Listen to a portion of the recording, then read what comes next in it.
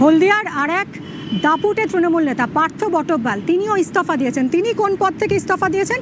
সুতাহাটা পঞ্চায়েত সমিতির পূর্ত ও পরিবহন কর্মাধ্যক্ষ পদ থেকে ইস্তফা দিয়েছেন এই পার্থ বটব্যাল। তার ইস্তফার কারণ কি? সুজিত রয়েছে সঙ্গে। সুজিত, উত্তম বারিকের মতন এই পার্থ বটব্যালও কি উন্নয়নের স্বার্থেই ইস্তফা দিলেন? কি বলছেন?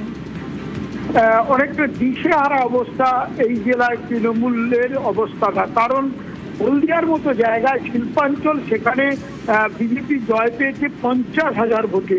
অর্থাৎ সেই হলদিয়ারই সুতাহাটা পঞ্চায়েত সমিতি, সেখানে ইনি কর্মাধ্যক্ষ ছিলেন। সেখানে কাজকর্ম প্রায় বন্ধের মুখে। তারই দাবি, তিনি বলছেন যে জেলা থেকে মুখ্যমন্ত্রী হয়েছেন শুভেন্দু অধিকারী, যে জেলা পূর্ব মেদিনীপুর, যেখানে 16টি আসনের সবকটিতে জয় পেয়েছে বিজেপি, সেখানে জনসমর্থন একেবারে দেখা গেছে যে তলানিতে ঠেকেছে তৃণমূলের। সে কারণে তারা কাজ করতে পারছেন না। কাজ যখন করতে পারছেন না, সে কারণে তিনি বলছেন যে ছেড়ে দিলে কাজ যদি ভালো হয়, এলাকার যদি উন্নয়ন হয়।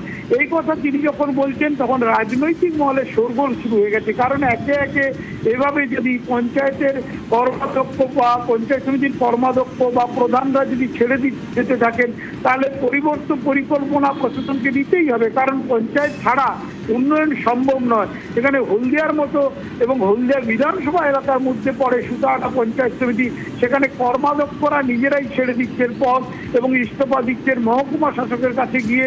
এই ঘটনার ফলে যে অচল অবস্থা তৈরি হচ্ছে, তার সেই জন্যই তিনি ইস্তফা দিলেন। তিনি কাজ করতে পারছেন না এমনই বলছেন। সুজিত, অনেক ধন্যবাদ।